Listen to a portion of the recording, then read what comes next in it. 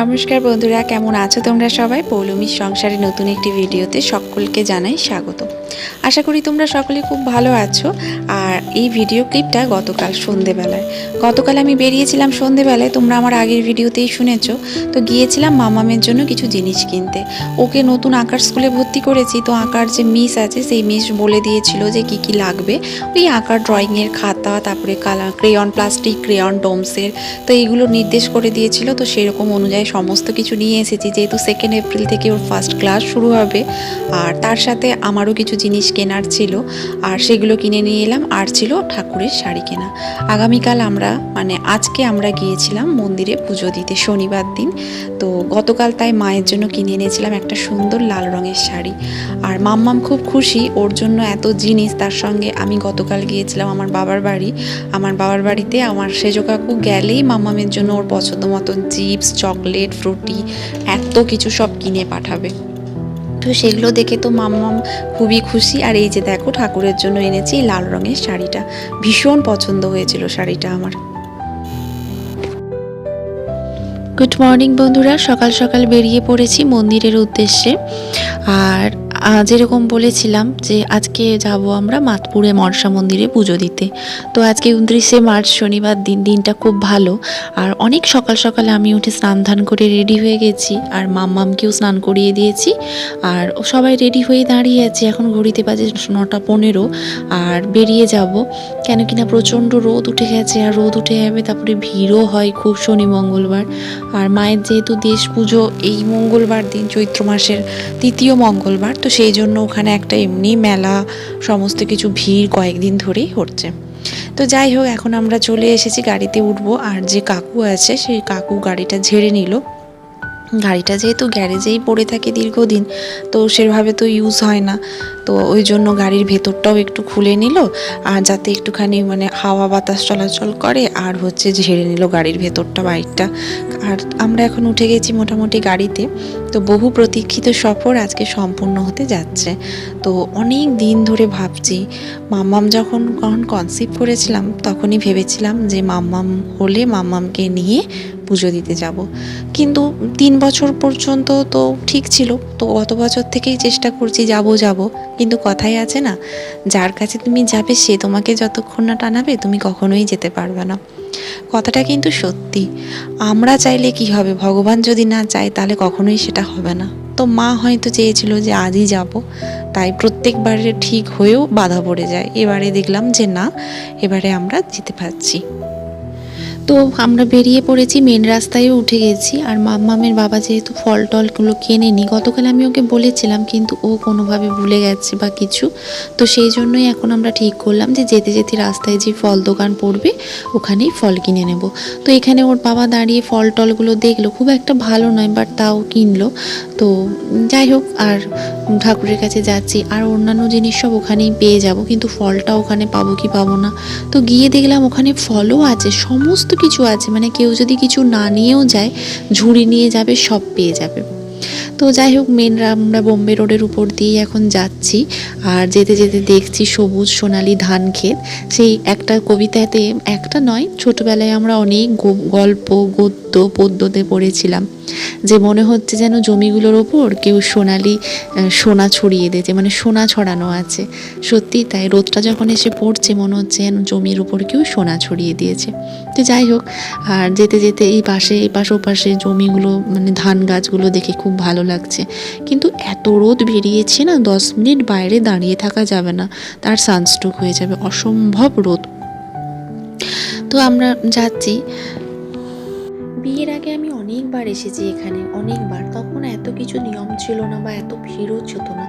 এখন যত দিন যাচ্ছে তত মানুষের আনাগোনা হচ্ছে, প্রচার বাড়ছে। তা যাই হোক, মানুষ মানসিক করছে, ফল পাচ্ছে। মা খুব জাগ্রত, ভীষণ জাগ্রত। তো আমি বিয়ের পর একবারই এসেছিলাম, তারপর আর আসা হয়নি আমার। প্রায় আমি 19 সালে লাস্ট এসেছিলাম, তারপরে এই 25 সালে যাচ্ছি। হয়তো মা চেয়েছে আমি এখনই যাই, তাই যেতে পারছি। তো আজকে মায়ের কাছে যাচ্ছি, মনে ভীষণ আনন্দ, খুব ভালো লাগছে। বিশেষ করে আমি আমার মেয়েকে নিয়ে যাচ্ছি। এতদিন আমি সবাইকে নিয়ে গেছি, আমার মাকে, বাবাকে, কাকিমাকে, সকলকে। আমার হাজব্যান্ডকেও আমি প্রথম নিয়ে গিয়েছিলাম মন্দিরে, কিন্তু এখন আমি আমার মেয়েকে নিয়ে যাচ্ছি, তা আমি খুব হ্যাপি। আর সব থেকে দিনটা খুব ভালো। মায়ের যে দেশ পুজো হয়, সেই দেশ পুজোটা হচ্ছে চৈত্র মাসের 3য় মঙ্গলবার। তো আজকে যেহেতু শনিবার, আর দুদিন পর রবি, সোম হাতে মঙ্গলবার বিশাল মেলা হয়, অনেক দূর দূরান্ত থেকে লোক আসে এবং ওই দিন ওখানে লোকাল ট্রেনগুলোও দাঁড়ায়। তো চলে এসেছি আমরা এখন মায়ের মন্দিরের সামনে। আর রাস্তা দিয়ে যেতে যেতে দেখছি অনেক লাইট লাগিয়েছে। তো মামুনকে সেটাই দেখাচ্ছি যে দেখ কত সুন্দর লাইট লাগিয়েছে। আর এই যে সামনে গেট করেছে, এই গেটটা এই যে মায়ের দেশ পুজো বছরে যে হয়, বাৎসরিক যে দেশ পুজো, তার জন্য এখানে একটা গেট করেছে। তো সেই গেটটাও দেখছি। আর যে তারপরে দেখলাম ভিড়, অসম্ভব ভিড়, মানে কত মানুষ যে এসেছে। একেই আজকে শনিবার, শনি মঙ্গলবার ভিড়টা প্রচুরই হয়, কিন্তু অনেক দূর দূর থেকে মানুষ এসেছে, সব গাড়ি করে করে। প্রচুর মারুতি গাড়ির লাইন, মানে এত মারুতি গাড়ির লাইন। তো যাই হোক, ওখানে আমরা গাড়ি রেখে নামলাম। আর রাস্তা দিয়ে যেতে যেতেই দেখতে পাচ্ছি অনেক ফুল মালার দোকান, তারপরে ফল মিষ্টির দোকান, সমস্ত কিছু। তো আমরা এখন এই যে দেখতে পাচ্ছ তোমরা গেটটা, তা আমরা এই গেটটা দিয়ে এখন ভেতরে ঢুকে যাব। তো যাই হোক, ভালো লাগছে। এই সময় যে আসতে পারবো কোনোদিনও স্বপ্নেও ভাবিনি। হয়তো ভগবান চেয়েছিল যে আমরা এই সময়তেই আসবো। তো দেশ পুজোর দিন তো পারলাম না, কিন্তু এখন এসেছি, সেটাই ভালো লাগলো। তো গাড়ি পার্ক করে আমরা গেলাম ফল মিষ্টি কিনতে। ফল টল তো হয়ে গেছিলো কেনা। তো আমরা ওখানে গিয়ে চাঁদমালা, পান, সুপুরি, দুধ, যা যা লাগে, আমাদেরকে কিছু বলতে হয়নি। ওখানে যে দাদা ছিল, সেই দাদা পদ্মফুল থেকে শুরু করে ওই দোকানে আর কি প্রত্যেককে একদম গুছিয়ে দিচ্ছে। তো আমরা আমাদেরকেও সেভাবে গুছিয়ে দিল। আমি বলেও দিলাম, যেহেতু আমি এর আগে এসেছি, ব্যাপারটা সবই জানতাম। তো তারপরে ওখানে আমরা হচ্ছে যে সমস্ত কিছু জুতো আগে দোকানে খুলে গেলাম পুকুরে। পুকুরে গিয়ে হাত পা ভালো করে ধুয়ে, গোটা গায়ে মাথায় জল ছিটিয়ে তারপরে ওখানে কিনতে বেরিয়েছিলাম আর কি। ওরা দোকানে গেলেই আগে বলে দিচ্ছে জুতো খুলে হাত পা ধুয়ে আসুন, তাহলেই ঝুড়ি দেবে আর কি। তো লাইনটা দেখতেই পাচ্ছ কীরকম লাইন, প্রায় 4 কিলোমিটার লাইন পড়েছে।